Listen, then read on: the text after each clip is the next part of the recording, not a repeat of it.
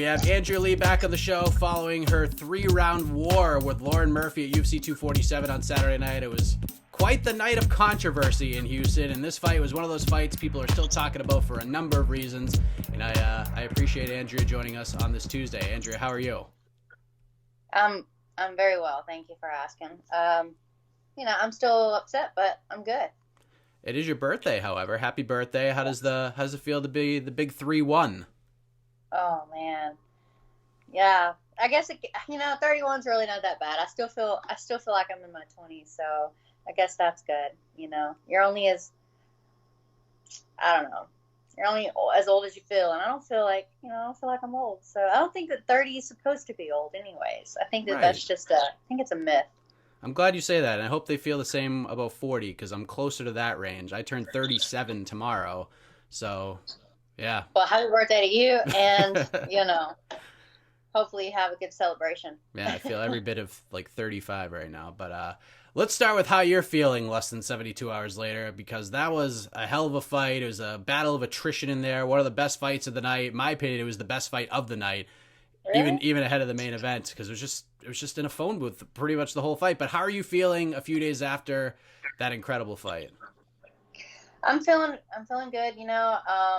It really, like, after the fight, I didn't feel like I had fought. It was a weird feeling, I guess, because I was so close to home, and then I'm driving back home, and I'm banged up. Really, my feet are the most banged up. I have like a broken toe from throwing all those teeps and stuff, and I got to get an MRI on my other foot. So, but I'm not as banged up as you would think that I would be, or I would think that I would feel. But everything's great, things could be much, much worse.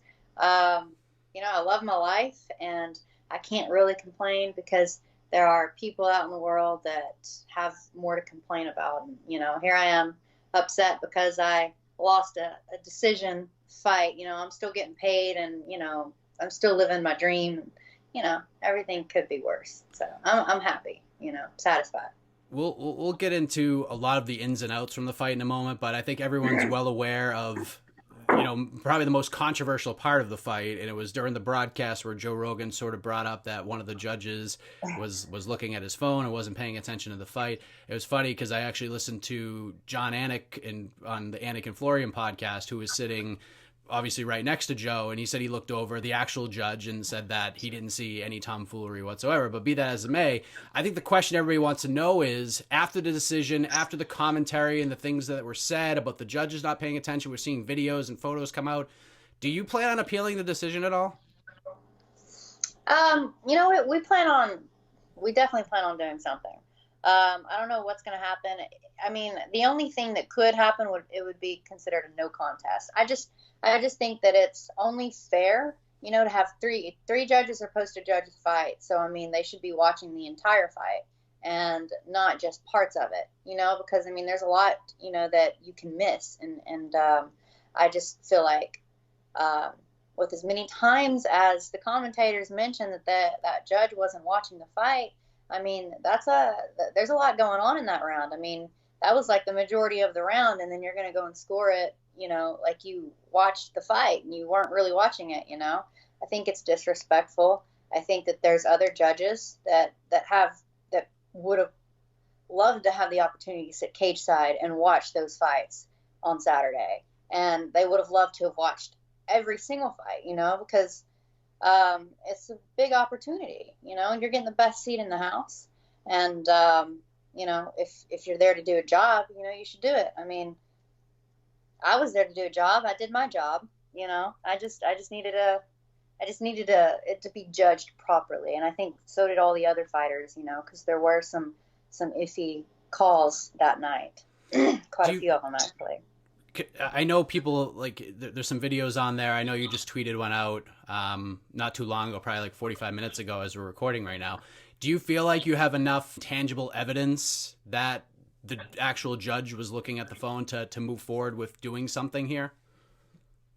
Well, I mean, it's not even just the footage. I mean, it's also, I have two witnesses that are stating multiple times during the fight that they're sitting there looking at the judge and he wasn't even watching. So I mean, I think that's enough evidence alone, you know. I don't, I'm not really going to get my hopes up though on getting this to be overturned.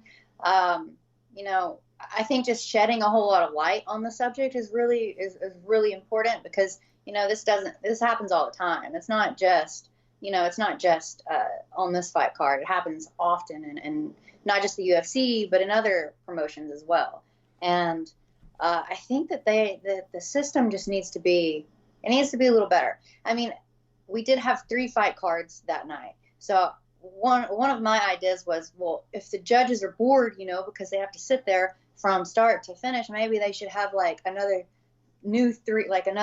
3 judges come in, like for each fight card. So like you get like 3 judges that are going to score the first prelims, and then you get like another new 3 judges to judge the second fight card, and then you get some more judges to judge the third card. That way that you don't get bored. You're not staring off into space or like wondering what's on your phone. You just have to judge like a couple of hours, and then you're free to go. You know what I mean? I think that would be smart. I think that would be a good call to make, maybe.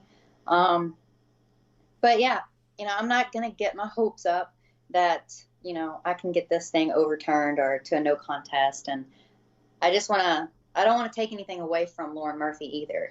She went out there, she put her heart on the line, and she fought a tough fight. She wanted a war. We got a war. It was exciting. And I think all the fans, even though a lot of them are upset about the call, I think that everybody still got what they wanted. It was an exciting fight. It was back and forth. And, like I said, I don't want to take anything away from her. But I would have liked it to be, I guess, more fairly judged. Yeah, I agree with a lot of what you just said. At least, like, if you're a judge, you should have to turn in your cell phone, like, right away. You should not even be allowed to have a phone at the cage to begin with. Is there a part of you that wishes Joe and Dominic didn't say anything at all? I mean, I feel like if that was the case, then 100% you should say it. Like, if you're 100% sure that the judge is not paying attention to the fight, he's looking at the phone, that's great. And I think that deserves to be out there. But if you're not 100% sure about that, I feel like that's a tough thing to put out there on the broadcast. Is there a part of you that wishes that they didn't say anything about it at all? No, I think it's awesome that they did, because I mean, they're sitting right there. They know what the judge looks like. They know what the scorecards look like. And if the scorecards are sitting in front of that person, they know that, I mean, that's a dead giveaway. So, I mean, I don't think that they're wrong in, calling out, somebody for that. I think that it's good that everybody should know it. I mean, because it sheds light on the situation. I think that's all that they're doing, just shedding light on the situation. And I think that it's going to help to improve the sport. It's going to help to improve, the future fight cards. Maybe we'll have, and not to mention, because of the call out, now judges are going to be more aware that they're being watched, and they don't want to have negative light shed on them like this other judge did. It's embarrassing. It's humiliating. Now everybody's like trying to find who that judge is, and they're probably like trying to find him on social media. And I don't think that they should do that. I don't think that he should get a whole lot of nasty messages or anything like that. But I just think that it's going to help to, limit that in the future. Yeah, being a judge has to suck anyways, because you're not making a lot of money, and it's probably the most thankless job in MMA right now, because you don't get praise for a good decision. You always get crap for the bad ones. So it's a tough position to be in. But in the fight itself, being in there and competing with Lauren, how did you feel like the rounds went? I spoke to Lauren a couple of hours ago. She felt like she won the first and the third rounds. How did you feel like it went on Saturday? I definitely feel like I won the first round. And, I feel like I did enough to win all 3 rounds, honestly. But for sure, definitely 2 of the rounds. I know that she ended up getting a takedown at the end of the first, but it was like, I got up within a couple of seconds, and I feel like I did the most work. I did more work than her in the first. And every time that she did take me down, I was able to get back up. I watched the fight yesterday, and I feel like I need to watch it again just to go over everything and to just have it burned in my memory. To have it from the outside, looking in. I do. I feel like I won the fight. I think I mixed it up a lot more. I think that I threw more kicks, a lot of variety. I didn't get the takedowns, but I was able to get back up. I didn't get any. She didn't do any damage to me while I was on the ground, but like for sure, I got back up every time, and I think that I did enough on my feet to get the win. But at the same time, I also see her side of it. I feel the same way. If I was her, so I try to look at it from both perspectives. Did anything in her approach surprise you at all? Like, I felt like on paper most people thought that she would try to clinch more with you, wrestle more with you than she actually did in the fight, but she decided to stand in front of you and battle it out on the feet for the majority of it. Did that surprise you at all, or did you expect that? It did surprise me, actually, because I felt like she would have tried to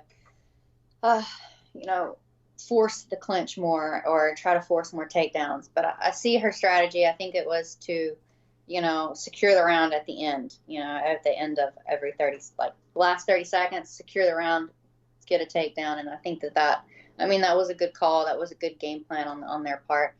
I really wasn't expecting her to stand and bang in front of me. Honestly, I didn't think that I would be able to back her up as much as I did and control the cage as much as I did. I do feel like I controlled the majority of the time. I think that I was pushing forward a lot.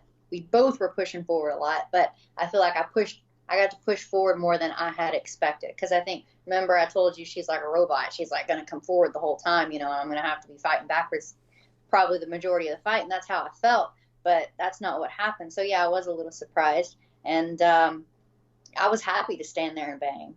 I just wish that I had thrown more kicks. I wish I could have, I didn't get to land my right kick as much. I ended up getting some kind of infection in my shin before the week before, and I think it was either staph or it was cellulitis, but it was like my whole shin was like red. It was so sore, like I couldn't walk on it there. I couldn't even kick for it on it. And by the time that we fought, it was a lot better, definitely a lot better, but I still couldn't kick as much with it. I tried to, and it felt like a thorn, I don't know, I felt it. I kicked her a couple times, like, shit, I can't keep doing that, because it was like hitting that one spot that was like so sore. And I was like, okay, I'm just going to stick with my left leg and keep throwing these teeps to the body and throw to the inside, and hopefully that'll work. But I wish I could have thrown my right leg more, because I feel like that probably would have helped to damage her legs. And I would have been able to definitely damage her a lot more than I did. But still, I think it was a great fight. I'm sorry, I'm rambling. Oh, no, it's okay. This is about you. It's not about me. One of the interesting things Lauren said when I talked to her is, speaking of the kick, she said that you hurt her really bad with a kick to the body in the first round. She said that she put out her best poker face and she battled through it, but you definitely hurt her with that, and it hurt her through the rest of the fight. And even when you made contact with that area in her body, she still felt it. It wasn't as bad as the first round, but she continued to feel it. Yeah. Did you know that you had landed it that effectively and that she was that banged up, or did she really put on a good poker face? She put on a good poker face. I knew that my kicks to the body were definitely hurting, because I could see it, I could sense it, and I can also feel it hurt. I could hear the air coming out of her. But at the same time, she was still in the fight. So, maybe I could have capitalized and maybe went in for, the kill, but it didn't seem like that, because like you said, she had a really good poker face, and she was still in the fight the whole time. And I didn't want to rush in and then end up on my back, and I do wish, now hindsight, is 2020. I wish looking back, I had of just let loose, Can you talk about the mouthpiece? What happened with the mouthpiece? How frustrating was that for you? Yes, I'd love to talk about that, actually. That was very frustrating. That mouthpiece has been with me for a few years now, and that was, it's done me good for all of my fights. That's the one I've used in all of my fights here the past couple of years. And I do have another mouthpiece, but it was in my other bag, which was not with me. And I think that one would have definitely stayed in a lot better. This was the first time that that's ever happened, but I was breathing with my mouth open, so every time that she hooked, it would just like pop out. And I definitely wasn't spitting it out on purpose. but but it sucked because it just looked worse, than it actually was. It was just every time she'd catch me with my mouth open, and she'd throw that hook, it would pop it out. But mouthpiece has done me good in all of my past fights. And my mouth guard sponsor reached out to me. He was like, "We got to get you a new one." So we're working on that. We're gonna get some new ones, and it's gonna be better than the last, because that one is old and worn out and is not fitting properly. Clearly. So we're officially retiring that mouthpiece. I'm retiring it. Yeah. So that one's for sale, guys.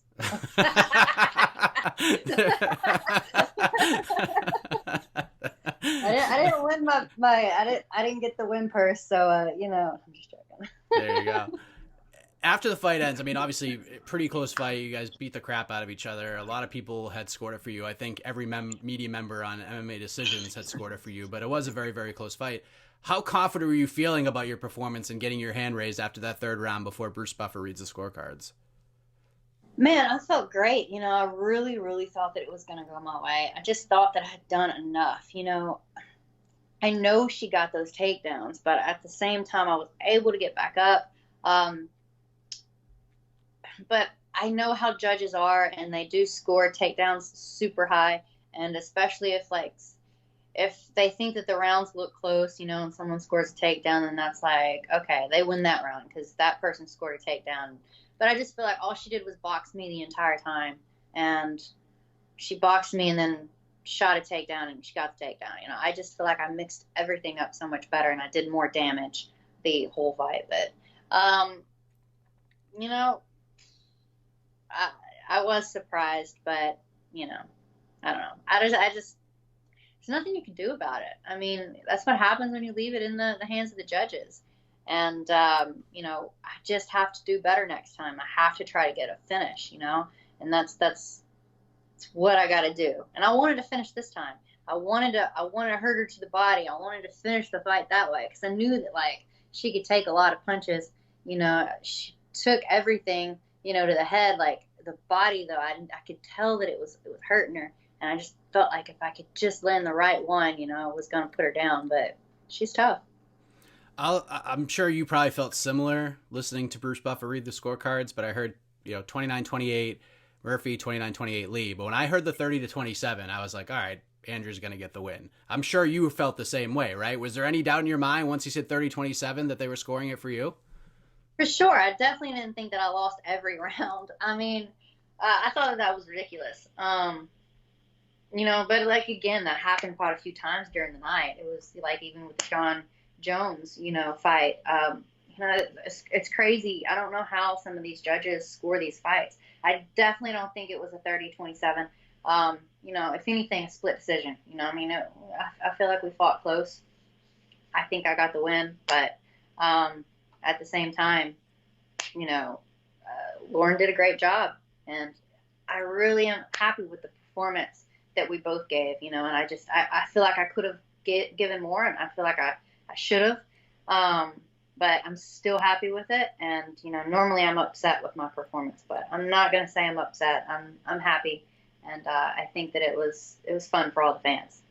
I was talking to Jonathan Martinez earlier today. He's one of the people who got pretty hosed in a lot of people's opinions with the fight with Andre Ewell. He had a 30-27 against him, which he found outlandish. He's appealing with the commission as well. So I asked him point blank, he's from Texas. I said, are you done fighting in Texas? He said, he'll never fight in Texas again. How do you feel about it? Are you similar with that?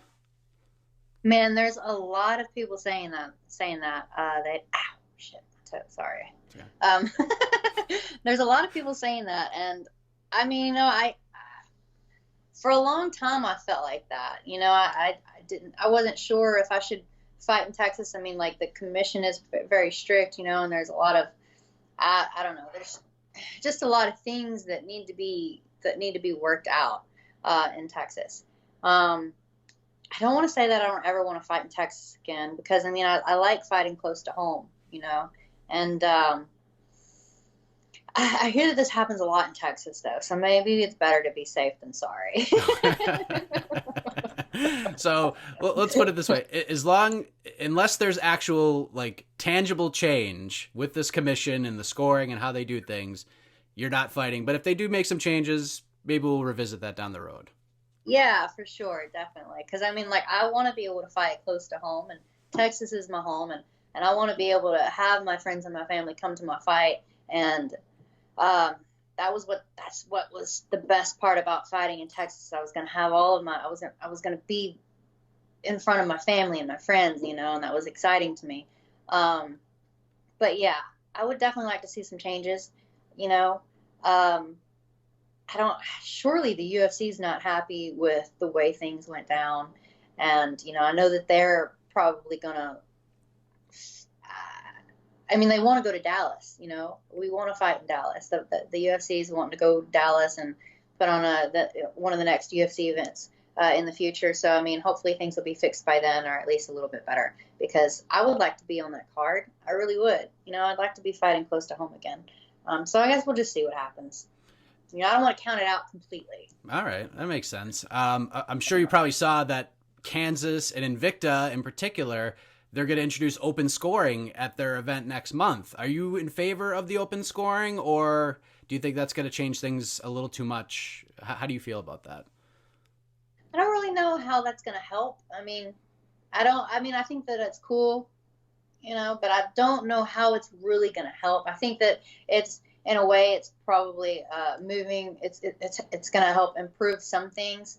You know, it's going to help evolve the sport in some kind of way. I'm sure of that, but I don't know how it's really going to help with the scoring. I mean, so at the end of every round, the judge has to show their scorecards. I mean, it's still good.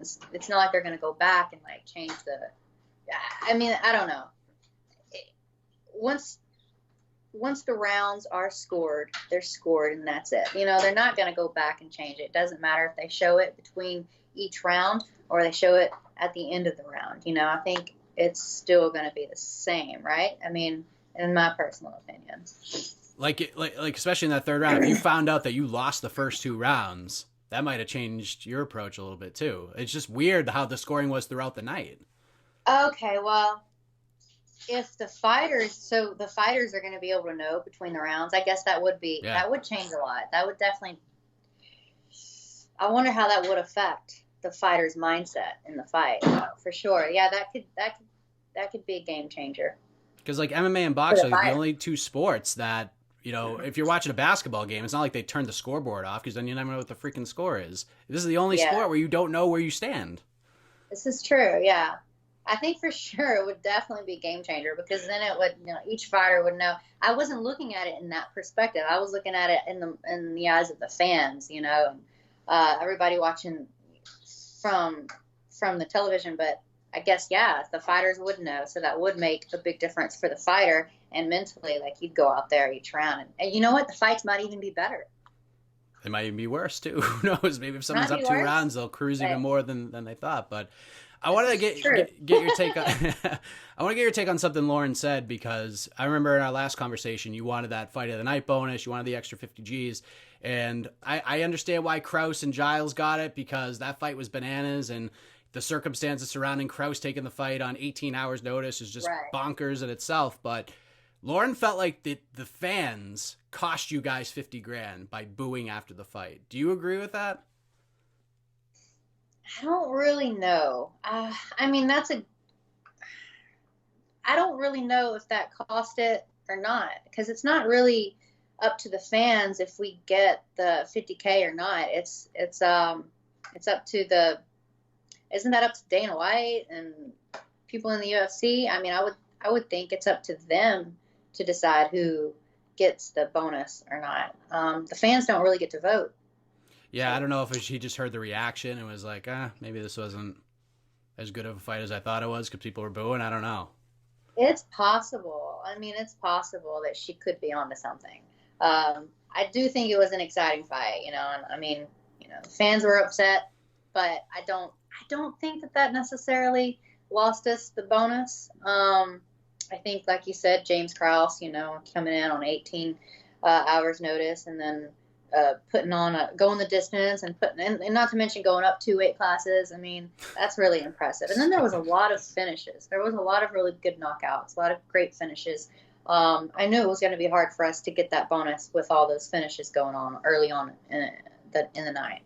I don't know who all got the bonus. Do you know, besides Kraus? The fight was Kraus and Giles, and the performance bonuses were Batista and Chaos Williams. Okay. Batista. Which fight was that? I mean, like... It was like two fights before yours. He had the flying knee against Miles Johns. Okay, yeah. That's all. I just needed to know how it finished. Like, I couldn't remember. But yeah, I remember that. Yeah, like I said, exciting finishes. A lot of them. I knew it was going to be tough one. I knew it was going to be tough. Yeah, it was a great fight. I think you're handling this like a champion right now, I have to say. I guess overall, I know you're 72 hours removed from an absolute battle with Lauren Murphy, and you may not even be thinking about when you'd like to get back in there, but just sort of like time frame wise, ballparking it, when would you like to return? I'd really like to return as soon as I can. I do have my toes broken completely. Like I said, I'm getting an MRI on my right foot. But as soon as I heal up, I'd like to get back in there because I'm wanting to get at least 3 or 4 fights in this year. And, I want to get back in the win column. And, I'm really just trying to embrace it and enjoy it. I mean, like, this isn't going to last forever, and today's my birthday. I'm 31. I want to fight as often as I can. And, I just want to enjoy it, because one of these days I'm going to be looking back and be like, these were the days, and I'll be wishing I was still doing this, So I want to get as much as I can. Have you even thought about that sort of the end of the road here? I mean, you're in the prime and all that stuff, but you've been doing this for a while, and you're starting to reflect on things. You want to enjoy it while you have it. But have you put a timetable on anything like that as of yet, or is this way too early to even ask that question? I'm not putting a timetable on it. I just know that I probably won't be able to do this when I'm 40, and so I'm like, I got 9 years, 8, 7, 6. So I don't know what I'm going to do when I'm done, but I am thinking about that. And, I'm wanting to start making some moves, to where I'm set up. And when I do retire, I still want to be in the sport, but, I'll at least, I'll have something that I'm doing, I want to be involved in some way or another. Because I just love this. This is my life. It's what I know. They're on ESPN now. We'll get you an analyst role. How about that? Well, I need to go to school probably for that. Really? I don't know. You got the right mind frame for it. This is what you know. You just gotta get in front of a camera and grab a microphone and talk about fights from an analytic perspective. I think you could do that. Yeah, I mean, I could. I just have to be. I mean, I think we all could. I just have to have. I gotta have the confidence, Yeah. Well, gotta get the confidence. I thought the fight was amazing. It was very close. It was a lot of fun to watch, and I appreciate you coming on and talking about everything, especially on your birthday, which is even cooler. Thank you very much. Before we let you go, any shout outs, anything else you want to get off your chest about this? I know you plan on appealing, at least maybe seeing at least if something can happen. If not, at least we're getting the word out about the judging, and hopefully it improves something down the road. But anything else you want to get off your chest before you say goodbye? Just thank you to everybody who, watches the fights, watch me, supports me. I really appreciate each and every one of you guys. I'm going to come back stronger than ever, and I'm looking forward to my next fight. I want to say thank you to, Victory Beef, Trifecta, the UFC PI, Thorn Products, X Endurance, Lana's Egg Whites, and Iowa Bison. Hopefully, I left no one out. But thank you guys for all taking care of me, helping me prepare for this fight. Thank you to my coaches, Tim, Jim, Christian, Tony, Aspen. Thank you to Gladiators Academy, everyone who's helped and put work into this fight. Renee. Thank you guys. Thank you all. Oh, wait. Sorry. That's all right. Keep calling me. They're calling you. Thank you for the Yeah. time. Enjoy the rest of your birthday, and hope everything heals up. And I wish you all the best, and we're excited to see you back in there. All right. Thank you. I appreciate it. Thanks, We'll see you Andrea. soon. Bye, guys.